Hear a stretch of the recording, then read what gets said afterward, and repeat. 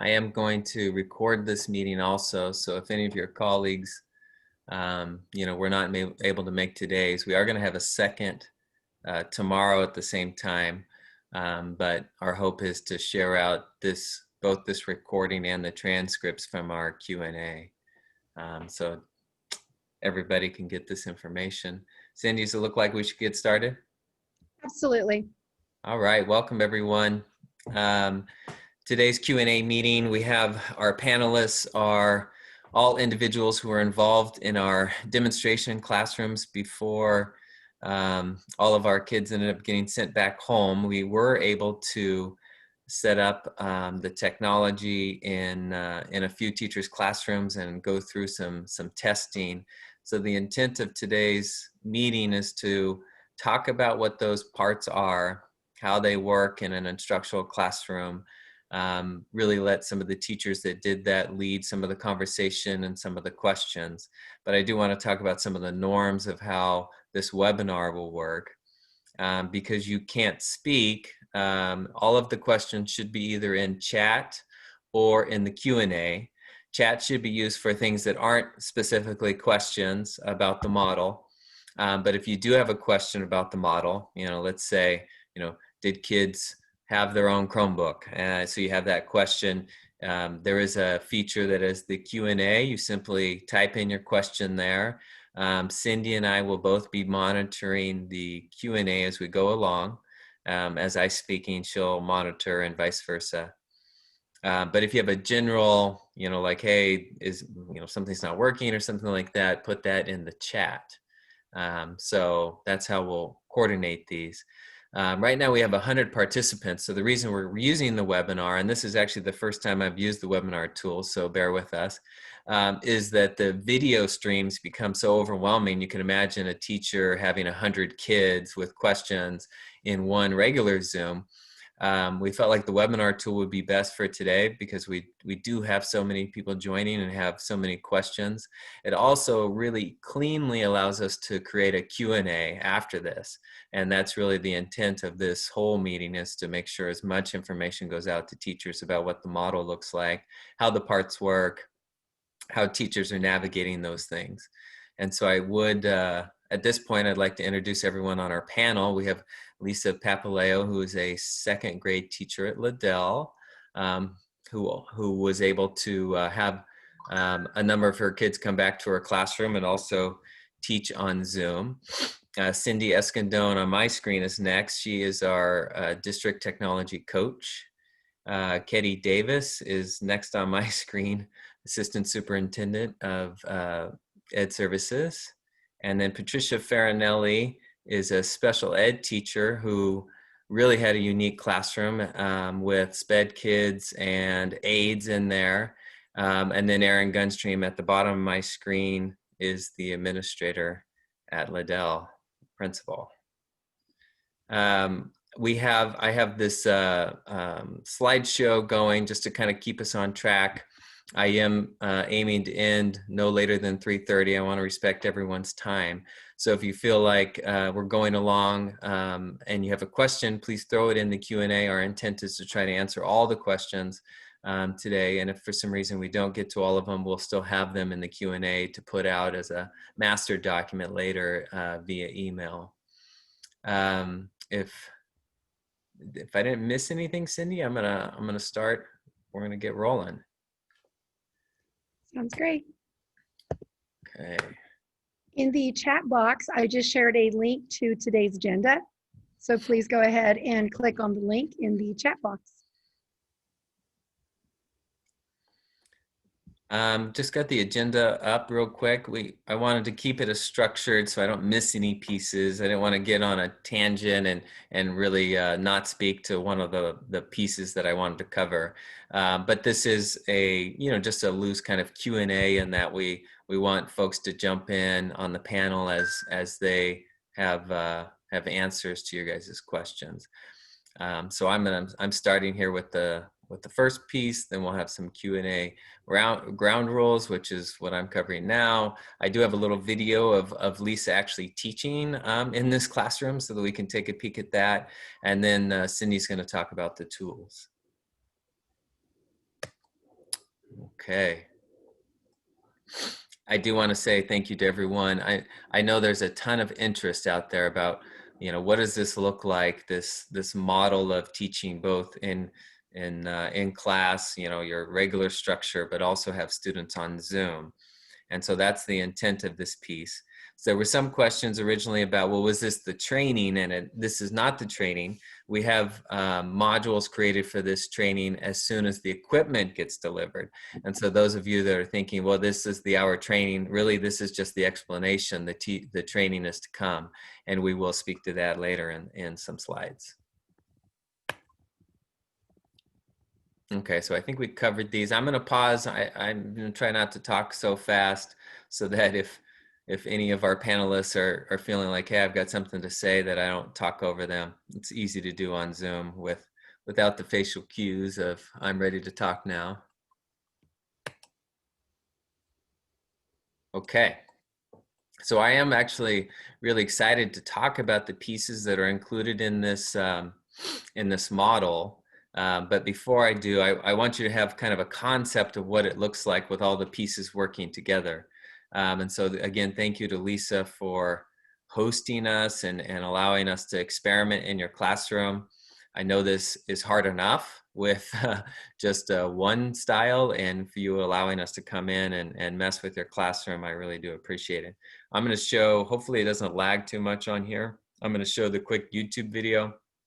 It is on our channel right now and on YouTube, so if it is a little slow, you can watch it again later, but I am going to try to show you quickly what this model looked like in a real classroom. Oh, that didn't work. Okay, sorry, let me jump back to the video.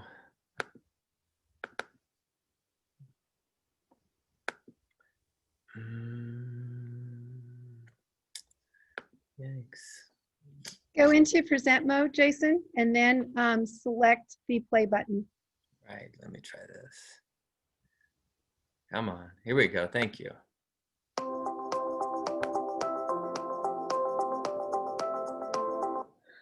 This is a video demonstration of the hybrid learning model where the teacher is demonstrating using both Zoom and in-classroom teaching with the equipment that we have set up for hybrid learning.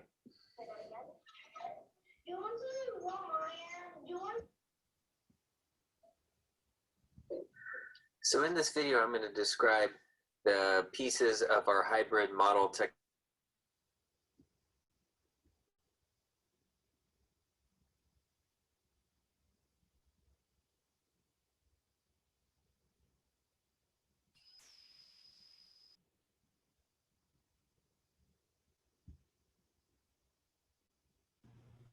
You went silent, Jason.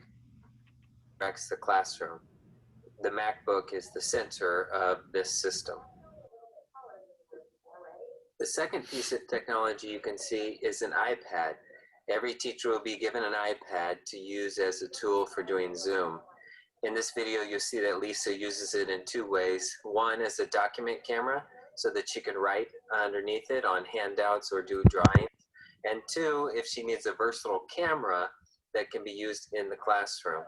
Be hesitant to walk around with the iPad with Zoom going live because the movement sometimes can cause kids to get nauseous. The third piece in this setup is the large Dell monitor that you can see where she has her Zoom gallery mode.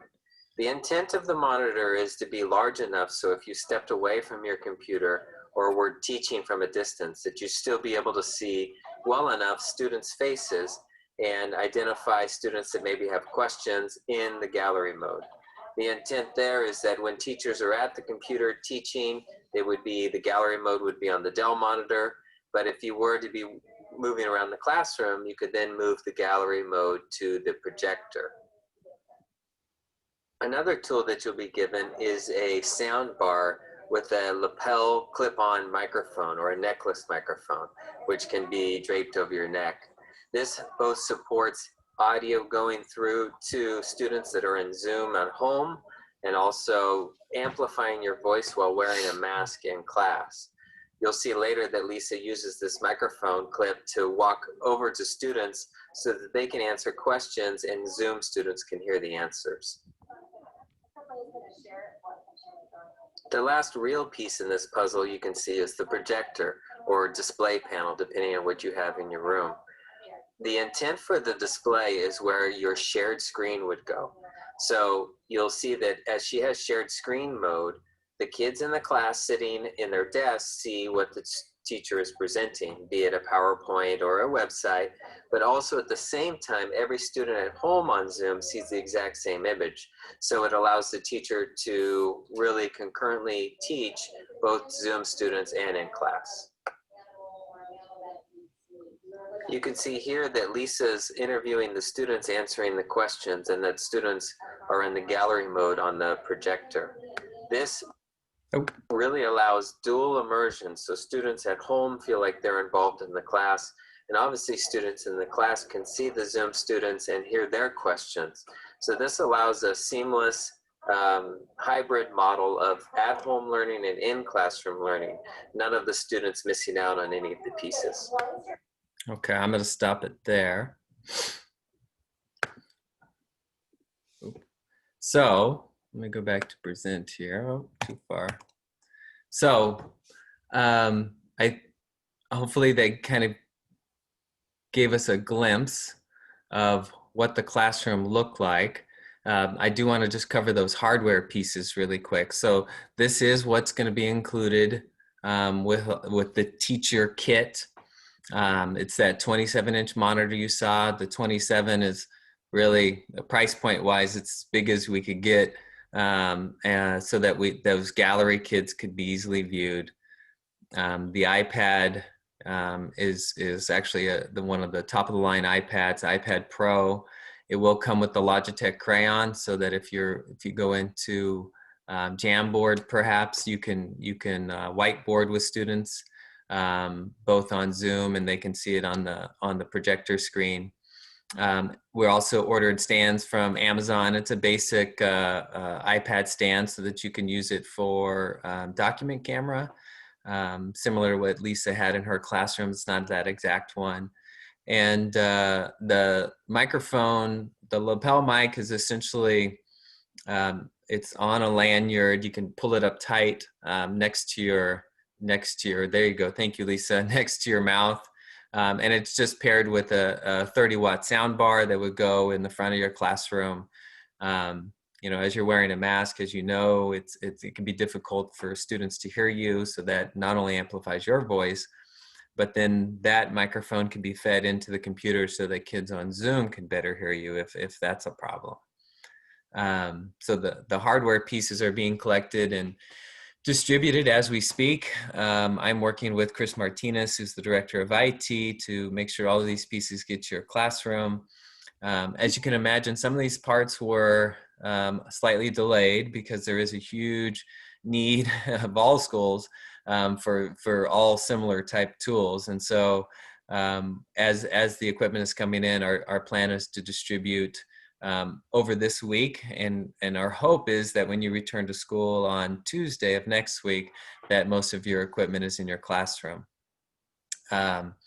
This equipment also pairs nicely with instruction that isn't on Zoom, and so, you know, cross our fingers when everything's back to normal. An iPad is an awesome teaching tool, and in fact, working with Cindy, we're going to put together modules about how to teach with an iPad in a one-on-one environment, meaning a classroom environment. The microphones and sounds can be used by any teacher who wants their voice to be a little louder. And I know as a teacher myself, I wish I had that on some days. And of course, the monitor, again, you know, as a second monitor, any of us who have room in a classroom or move around with their current Mac, it's great to have a second screen. So we don't feel like any of these pieces will be something that collect dust balls after all of this COVID is over. Anything you'd like to say about these, Cindy? If you don't mind, I'd like to share screen and actually have our teachers or attendees see what it looks like in an actual hybrid classroom, if that would be okay. Yeah, right, so I'm going to go great. ahead and go into shared screen.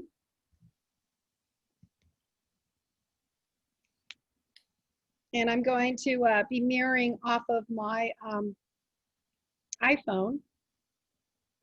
So give me a second to set that up. Okay, so I'm going to slowly turn my camera so that you can have a view of an actual classroom setup. As you can see, I am screen mirroring my MacBook to the ViewSonic board. There is a document camera hooked up.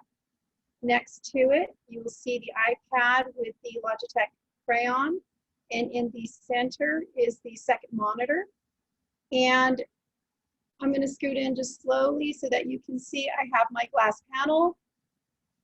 I have my antibacterial products to make sure I'm safe, my shield, and my classroom where my students are sitting apart.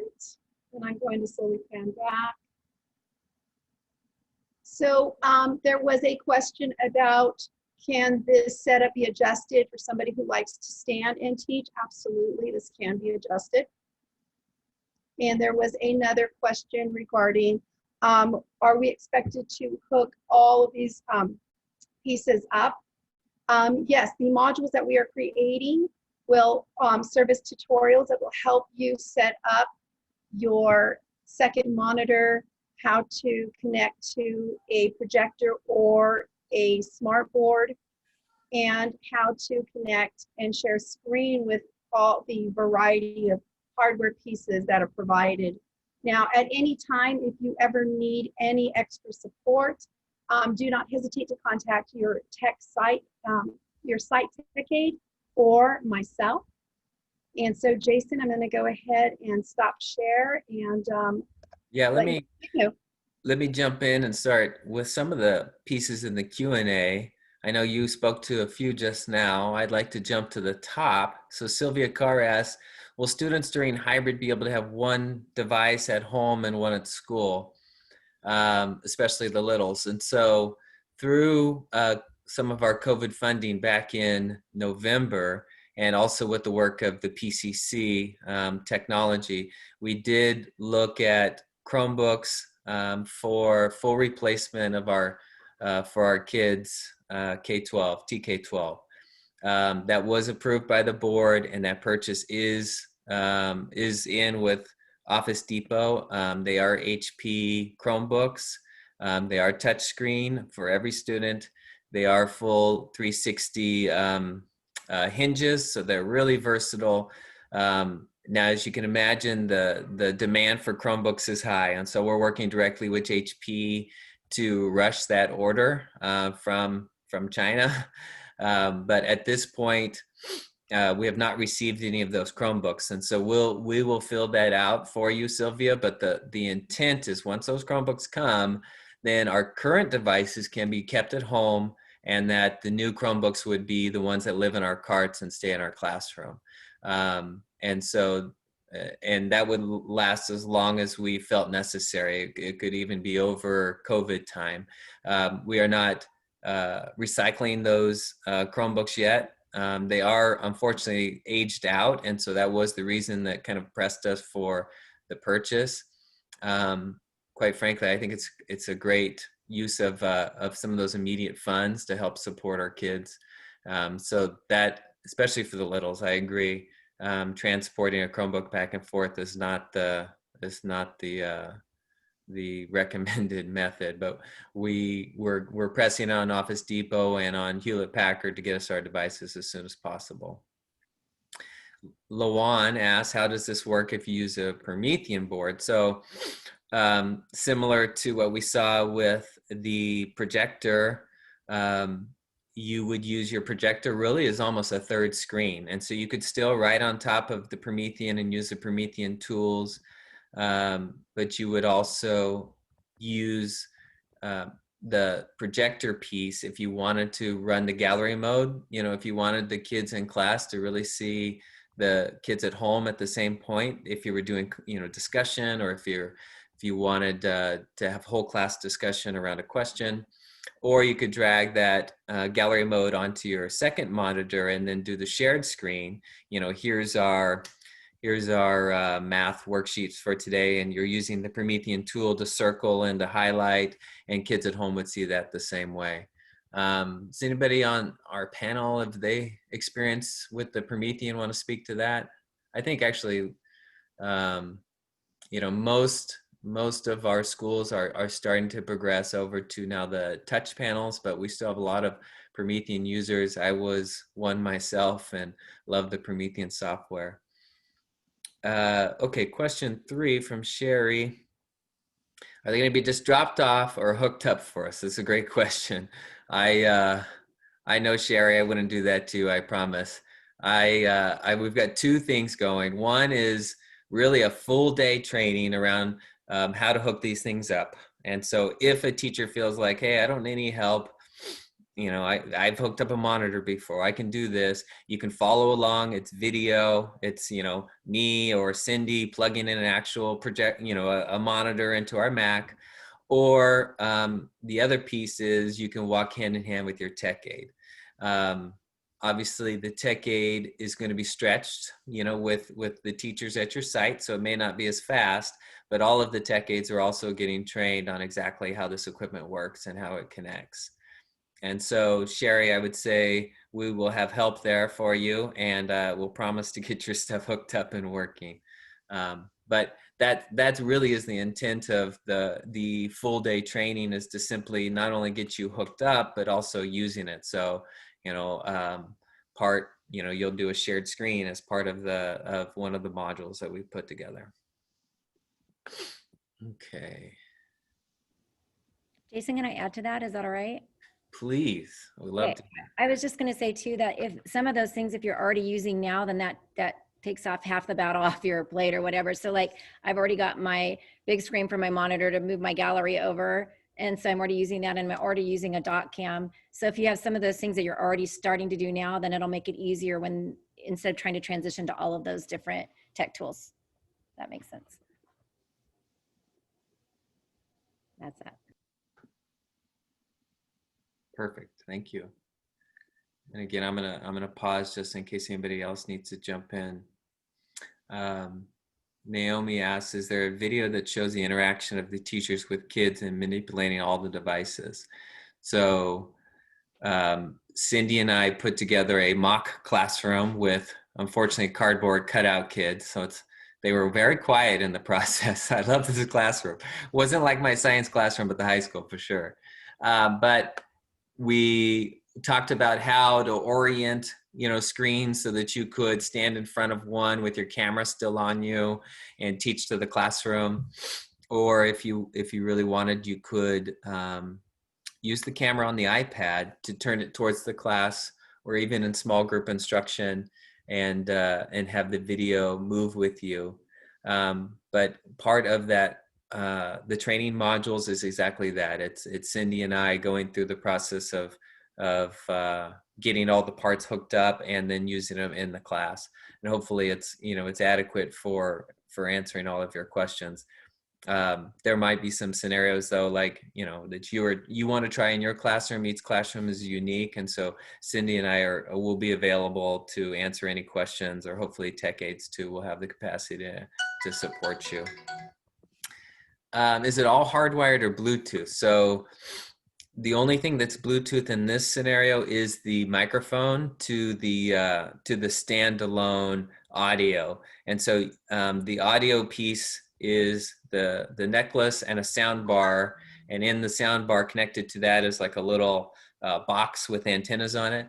And so that can be totally independent if you just want your voice amplified, or you can tie it into your current sound system so that your voice is amplified also onto Zoom. But it is really all hardwired equipment. One nice thing too is that if your monitor is plugged into the Dell, the monitor is the Dell. If your Mac is plugged into the Dell monitor, it actually charges it at the same time. And so it eliminates one of your current cords.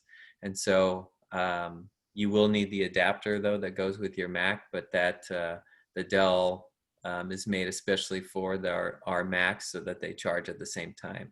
And then on the side of the Dell monitor, there's additional USB ports if you have, if you have a lot of things plugged into your computer currently. It actually expands the number of ports available on your computer. I teach a combo. Will my aide receive the same equipment? So our combo teachers, the ones that are teaching, 50-50 with other teachers, the intent at this point is to give each one of you the equipment, because certainly, we don't want you standing next to each other using the same equipment. The intent in the combos are to use both equipment for both teachers. Now, if you have an aide, however, so an aide that drops into your classroom at this point, the equipment is just for teachers that have students on their roster. And so the aides are right now using equipment that's at the school site. Did I miss any, guys? I'm going down the list here. You know what, Jason? I'd like you to answer Grace Quintana's question. It says, is there enough amperage in one socket to power all these devices at the same time? My portable class previously had 2 outages due to old wires. Yeah, Grace, I know exactly what you mean. I was at a class at Central High School West Campus that had that same issue. The amperage that this pulls currently is the same as what like a printer would use. So one printer would be the same amount of electricity that these use. So I'm fairly certain. We actually worked with maintenance to make sure that all of the cords were to code and that kind of thing. I'm fairly certain it will work in your classroom. We've had no problems in any of the test environments we've done at Madison, at Teague, some of the schools that were, maybe have older wiring. Jason, feel free to go ahead and move into the part of the slide deck where you talk about our professional development. Yeah, good idea. All right, let me jump back to our screens. Can you guys see that? Yes. Okay, thank you. Okay, so I did speak to this. The hope is, again, that monitors will be distributed starting next week. They'll be arriving in classrooms. I realize, I think now that the 18th is a holiday, so that will be really, the 19th. But the only thing that I've heard that is delayed is the iPad stands, but I believe they're coming in, and possibly the cases. If you saw on the video, and Cindy, I think you showed it, the case does include a full keyboard. And so the iPads themselves can be set up as a separate standalone with a full keyboard. So it is really a nice setup. And then starting January 18th, how the modules were created is that they go hand in hand with the equipment. And so we didn't want to dump the equipment on you without having instructions, and vice versa. I would never give you instructions and say, okay, hypothetically, when you have this stuff, this is how you would hook it up. We really want the two to go together. And so as soon as your equipment arrives, then we'll release the professional development modules to help support you in connecting those. I think, Cindy, they're covered in the next slides. Mm-hmm. Okay, so I'm gonna move my screen around. Okay, so right now we are targeting elementary school teachers. Secondary will get a similar training. Their setups will be a little different, but in reality, our elementary schools will be the first to return when that's ready. And so we have a few different scenarios. One is really you're back in your classroom. A certain amount of students are with you, and possibly students are on Zoom. The number of kids on Zoom is gonna vary depending on the situation with what's going on with students who did return and maybe are sent home because of fever, or students that have decided not to return and will remain in your classroom. So we are looking at a full day. The actual modules themselves, we predict will take between 2 and 3 hours to make your way through the material. But then The additional time is really, okay, you know, I've watched this, now I'm going to go and do it. I'm going to plug in my stuff. I'm going to set up my screen, you know, I'm going to have my monitor where I want it in my classroom. So we are planning on doing a full day. Now, teachers have two options of either completing that training during their regular work hours in an unpaid, you know, scenario. If they, you know, they have additional prep time that they want to use that, or the other option would be outside of regular contractual time, and teachers could be paid up to 1 day of per diem for that training. So and it's similar to our summer modules, the curriculum is built into Google Classroom. So there's no new learning there for teachers as far as how to navigate these modules. We've cleaned up the evidence that teachers are showing.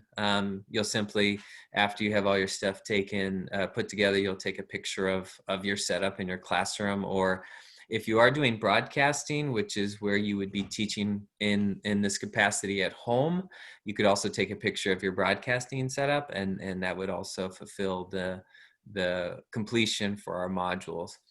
So we're calling it the command center. That's Cindy's labeling, and I love it because really this is the hub of where your stuff is all happening. And now I do want you to know that none of the pieces here are mandatory. It's not like you have to use all of these parts. We chose these pieces though because we do really strongly feel that they improve the not only the instruction, and hopefully I'll have Lisa and Pat speak to this soon about what it was like for them, but that these tools are intended to improve and not to dissuade or to distract or to, you know, slow you down as a teacher. You know, in reality, you could just open your Mac and have Zoom going and teach like you are currently with kids in a classroom. And that's possible. We really encourage, though, teachers to use these additional pieces to help support that. You know, the large gallery mode, the iPad, the voice amplification, all of those. And so module 1 is really setting that piece up. And then number 2 is then really how do I use these with Zoom, with kids in a classroom. I'll say that one of the big navigation issues is just knowing what screen you're on with your mouse. You know what, I'm gonna pause for a second. Lisa or Pat, do you have any kind of feedback on the screen sharing piece? No, I don't want to put anybody on the spot. No, go ahead, Patricia. Sorry. Oh, I was just going to say, again, being special ed, I had 4 out of my 10 students who agreed to come back. And so I actually had more at home than I had in person. And the big screen was maybe not as necessary for me, just because, again, I can see all my kids on one screen, which I know is not probably the norm for most gen ed teachers. And it did take a little getting used to, the mousing back and forth between the big screen and my laptop, but it came around pretty quickly. So, and I am not a tech proficient person, so there's hope. Pat, can you speak to, just for a moment, when you did do one-on-one instruction, what was most helpful for you?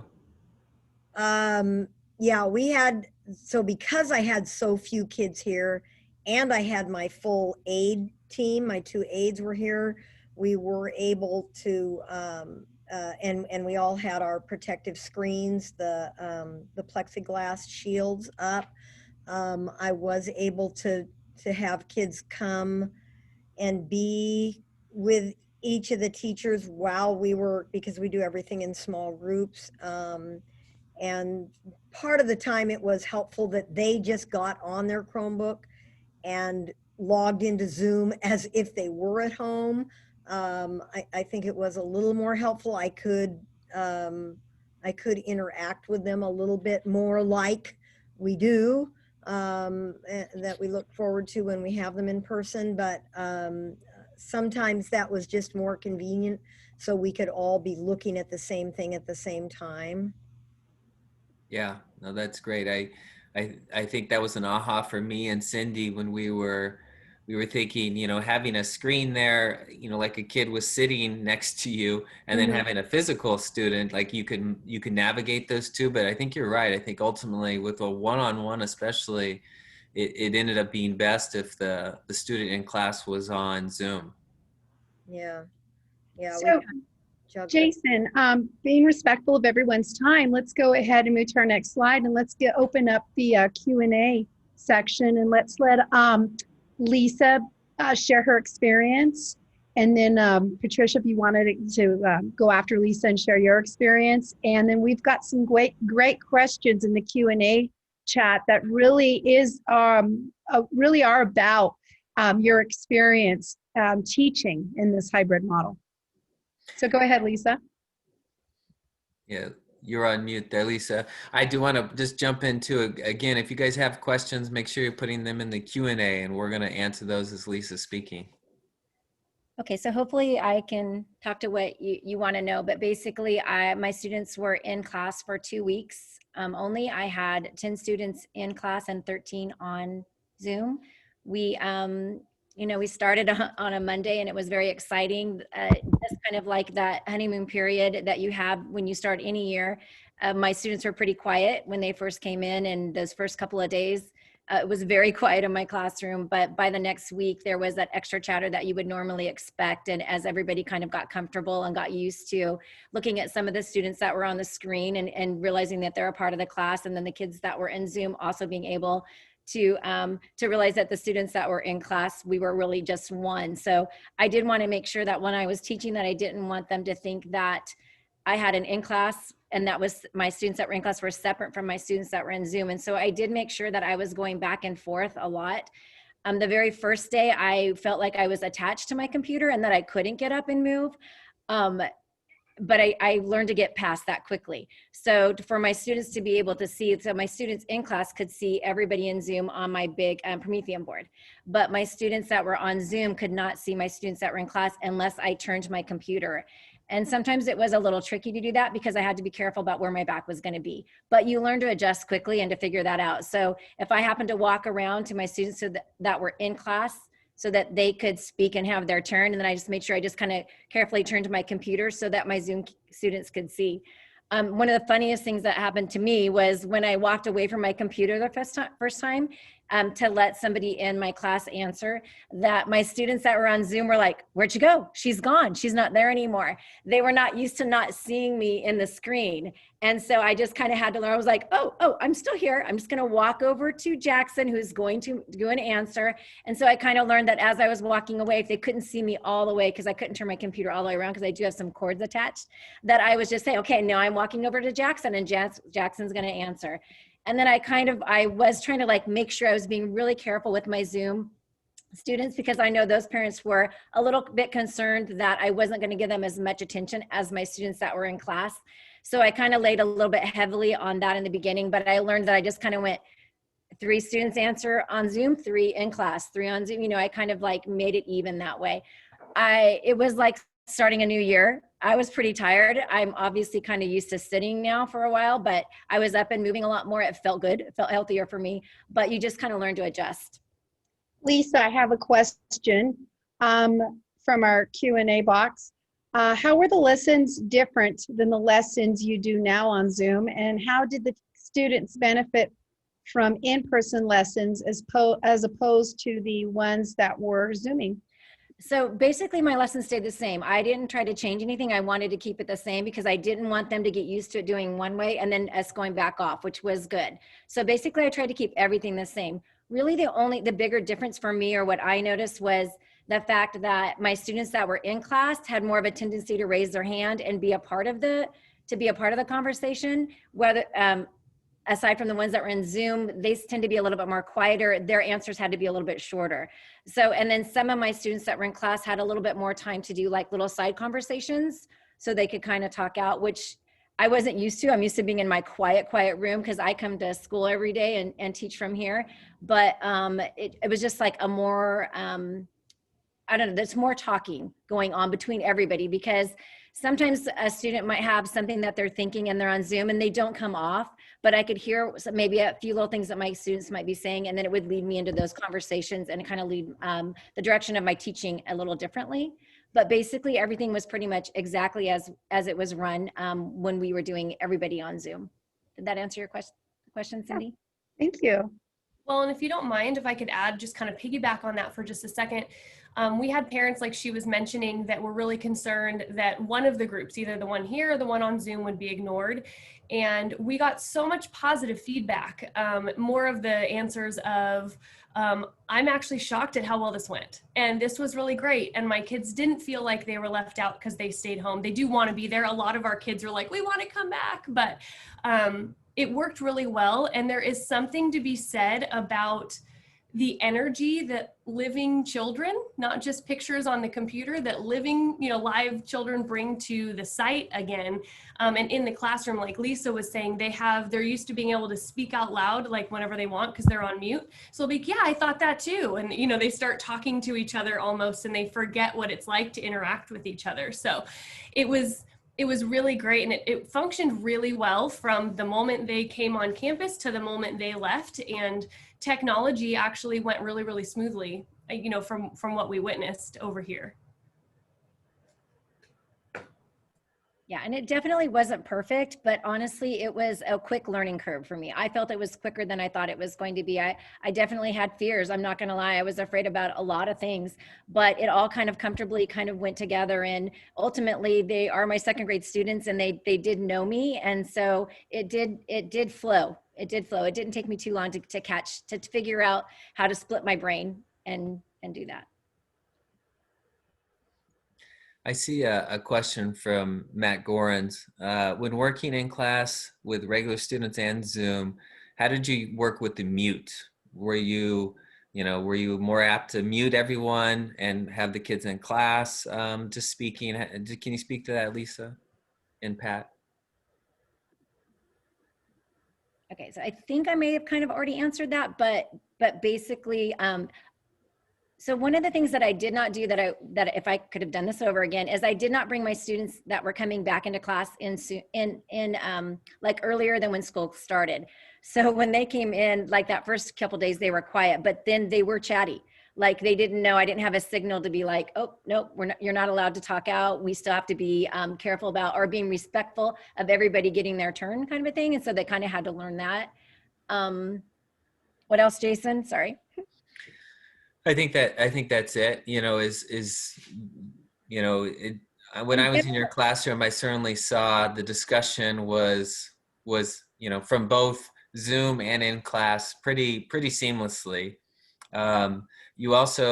In her class, we did have her sound bar was connected to the Zoom, and so the students' questions could be heard by the whole class, which I think is helpful in a collaborative classroom. I'd like to just kind of squeeze in another question, and I want to direct this question towards Patricia. And this question is in regards to small groups. And Patricia, you did a lot of small groups in your hybrid model. So the question is, will my aide and I trade places when we transition to different subjects, or do the kids change desks when they transition from ELA to math? So Patricia, would you please share your experience about how you managed small group instruction in your hybrid model?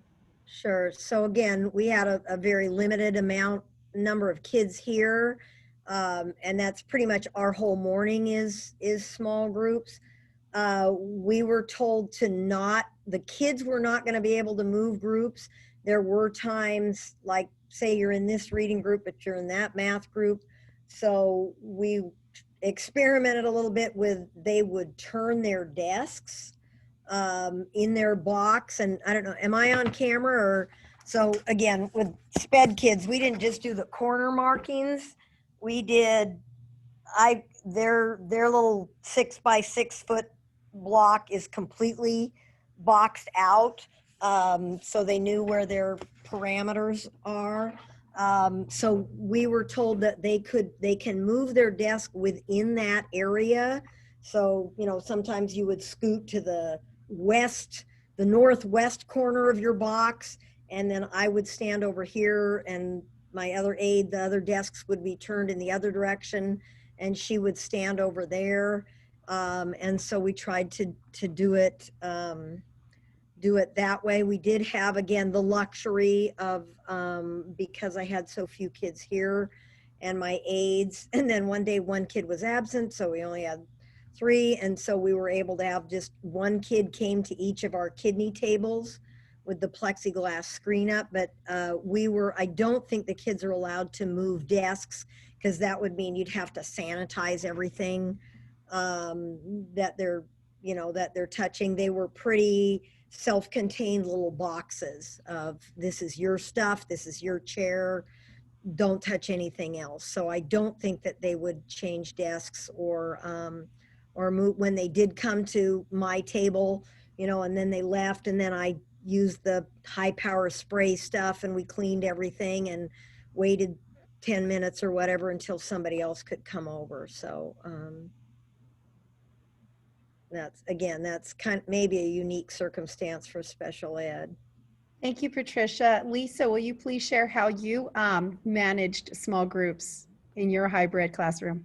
Thank you. So I have reading groups on Tuesdays and Thursdays, and I have an aide that we split the groups or the class. Well, we split them into 4 different groups, and then on Tuesday for 20 minutes, her and I each take a group, and then we flip. So originally she came into the classroom and she was online, and we've tried it 2 different ways. So we tried it where we split the Zoom kids on. So that when my Zoom kids were having reading group time, the other students were working on their homework or their at-home work or whatever work I'd asked them to do. And so they had their computers in class and they were doing that type of work. And it may have been, out of a book or whatever it is that they had been assigned for that day. And we tried that, and that worked pretty well. We had also tried, and then we flipped. So then our students that were on Zoom, then they had their time to do some asynchronous learning while the others in class were doing reading group.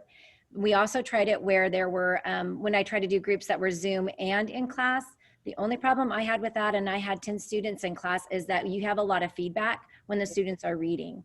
So I'm not really sure if that was me or how to make that work a little bit better, but that was a little trickier if we had, let's say 4 students that were in class, plus I had, let's say 4 online trying to work together. When we had 4 of them that were Zooming, even though they were just listening, when one person would unmute and talk, there was a lot of feedback. So that was a little bit trickier. So we did kind of end up where we just kind of did Zoom as a group and the in-class as a group. Thank you for sharing that. Welcome. Cindy, can I come on and answer? I saw Say's question was in there, and I think it's one that a lot of people have. And if you can find the question to read it, then I'll answer it, if that could help. Yes, absolutely. I was just typing in how to place that back on there. So we have a great question here. It says, does the teacher have the autonomy to release the live stream group early so the teacher can run small groups? Intervention, differentiation with students in the physical classroom. So thank you, Ketty. Okay. Yeah, thank you. It's an important question because I think that's come up, and I love hearing both Patricia and Lisa what you're doing, because what you're talking about is you've got to try some things out for small group. But one of the things that we have done in Central is we have put together your daily schedule for the minimum instructional minutes, and then left that afternoon office hour or time. There's a slot of time for you to do some of those unique small groups with a smaller group of students. I know some of you quickly are wanting to jump on and say, yes, but my kids don't log back in. I need them while they're there online. And I recognize that's an issue we've got to find a way around. But we do ask that you keep your students on the same schedule, and you do something like what Lisa just described, which is there may be some time while in-class students are doing something with you, and your students that are coming into you by Zoom are working on something different at that time, but they're still logged in with you as a class. The reason we ask for that is actually an accounting of an attendance reason. We have it set, your daily schedule is recorded. we report attendance for you based on that time. And therefore, we don't ask any central teachers to do individual logs for every week of instruction to account for attendance. You might have colleagues in other districts that have told you about this daily and weekly reporting that they're responsible to do. And that is something that if we wanted to all have different schedules, that we would have to add in, and we haven't been doing that. So we are asking that you stay to the schedule. And use your time the way, as I just mentioned, that and Patricia asked them, and they move to asynchronous work, their attendance becomes different. So you will follow our the daily schedule for your grade span, and then I would recommend that you use the time in the afternoon. That's where your autonomy comes in for who you might have online. And then you still have autonomy for how you use your time online in the morning. I hope that helps Say and others that were asking that. We have another question in the Q&A box. It's we need a little clarification. When you say small group, does that mean the students will be sitting together in a kidney table? Yeah. So Lisa or Patricia, you want to talk about what you guys did? Go ahead, Pat. We were, again, because again, I do have 3 kidney tables, and that would be how we would normally conduct business. But we were told that we were not allowed to do that. Like I say, on this one day when one of the 4 kids was absent, I was able to have one child at the table with me with the plexiglass screen up, just as I've done, because I still have kids come in for one-on-one assessment and stuff. And when they're with me, we're both masked up. We've got the plexiglass screen between us, and we try and keep our distance. But the kids, you can't have the 6-foot distance between the kids around the table. And yeah, I don't know how I don't, unless we get those. I have seen them in some office settings where they have little plexi cubicles, but unless we get those, I don't envision that we would be able to do that. And I'll interject as well. Sorry, Lisa, and then jump to your comment. It is just as Patricia said, the health department is recommending we really have students stay in the space that they're in, and that is so hard for us as educators, where we want to group them together closely and do work as we usually do. We're going to need to modify that for this year for your and their safety. And as we come up with ways that it is safer to do it, and we get guidance that you know, the distancing can change as numbers gets better, we'll share that with you. But even those, we had looked into exactly what Patricia was just describing, the kind of the little plexiglass box spaces, and the health department said you're still within the same, you know, your close proximity. But the concept isn't that the plexiglass is the layer as much as it is that really keeping one another at a safe distance is what we need to do right now. So you're spot on, Patricia. Yeah, and I was just going to say that mine stayed in their desks. So when I was directly speaking to whatever small group, so if I was, you know, narrowed down, other students that were still staying in their own desk did what they were supposed to be working on, and I just addressed those students that were in the group that I was talking to at that time, but nobody moved from their seat. Well, and also the headphones with microphones helped with the small groups as well, because then they can be in and having that conversation. And that was an important piece to that. Can I answer a quick question that I saw? Would you guys mind? Something about keeping masks on. We had 1st through 6th graders on our site for our cohorts, and then only 2nd graders for our pilot classroom. And I just want to throw out that the people that aren't good at wearing masks are adults, and the kids are great at following the instruction. I even had one of the little guys come up to me and say, I'll wear both masks if that means we get to come back to school. So they know, they've lived this since March. Unless there is a student that their parents never made them wear one and they've been at home in this little pocket the whole time, they might need a little bit of practice. But our kids were really, really good about wearing masks. And if they slipped, they're quick if you're like, hey, fix your mask or whatever it might be. But the kids were great. And I just have to throw that out. So before we moved on, I wanted to make sure I said that. We have Yeah, another question in the Q&A box is, how will ELD fit into the district's proposed schedule? I see that one. How about I take that one? Since Thank you, Patricia and Katie. Lisa didn't have to worry for that. It's the same time frame as right now. We're trying to keep things as similar to what your routines have been as they've been so far. And that would be the one point in the day that the students that are Zooming in that don't require the designated time, they could be doing asynchronous work at that time. They could be doing some sort of independent practice. It might be when they're doing some extension work. But there is still the expectation that our English learners are getting the support that they need to make progress. We'll all benefit from that when we're all back in classrooms. And so that's the same slot of time. You can continue to use the additional software that we purchased. You could take advantage of some oral language in classroom with the students that are in classroom too. And as was done prior, as we get started in that, both Tammy Kinnanen, our instructional coach for our English learners, Esther and Annette will make sure that they send out resources and support to your EL coordinators and help you along the way with any adjustments that you feel need to be made with being in hybrid. Thank you, Katie. If you have any other questions, please type them into the Q&A box. We have about 4 minutes left. Just to elaborate too, some folks were asking about, where do I get this info after? So we are recording this. We do have another identical Q&A tomorrow, 2:30, 3:30. So if any of your colleagues missed it and want to catch it live, the webinar feature allows us to capture all of these Q&As, and so we can put those out and elaborate if we need to. And so then I'll be putting that out in an email to your principals who can share it out. And I imagine we'll make sure that it's put on the website, all of those things, so that you can see it later and reference these answers.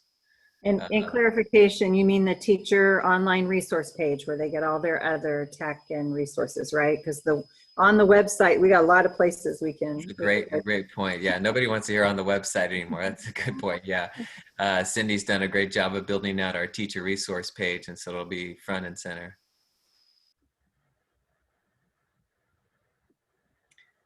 Okay, well. I'll throw out one more thing is it's not going to be perfect, but it works. And we get it. Like it does, there might be some glitches here and there. We might have to remind kids here and there about a mask, but it does work. So to give some comfort from someone that had kids on campus and had the pilot class running, it does. So just FYI. And I would also like to interject and publicly thank this group that's on the panel who's braved it, stepped out in front and been willing to try things. I bet a lot of you on the call would have been willing to as well. We've heard from many of you. And, when I think back to what was almost a year ago, March 13th, making the decision and the change, and on the 16th thinking, gosh, how would we do this? And you guys were incredible. You're creative, you leaned on each other, you asked questions. I hope you believe that we listened and tried to bring resources your way, whether it was materials or answers to questions. Lo and behold, you did it again in August. We had to go to distance learning. It was going to be an all new system. Cindy, Jason, your team and teachers, Lisa, you guys made amazing modules to help folks. And again, we made adjustments, and you guys have been doing some incredible work this fall. I would be remiss if I didn't say, I get it. You're tired and you want to be back to the system that we know. I'm hopeful and excited that we're going to be getting there. And on the way to that, as the teachers shared and Aaron also shared, the excitement of having some kids back at school is where we are now. Now, our data, our local data says we're not there tomorrow. We've got some time still built in to learn and to listen and to answer questions and to help you. It won't be perfect, but we'll be right there with you to figure out how to help and make sure you can do the work you need to do with our students. So I thank you, and panel, thank you so much for what you're doing to help move us forward. I'm so proud to be a part of Central. Because of the kind of things you guys are all doing. So thank you. Yeah, thank you, everyone. I do see we have some last ELD questions coming in, so I'll answer those and make sure they get out on the Q&A. And then if you guys need any more info, we'll be putting that out. And again, tomorrow we'll have a similar panel. So thank you, everyone, and have a good day.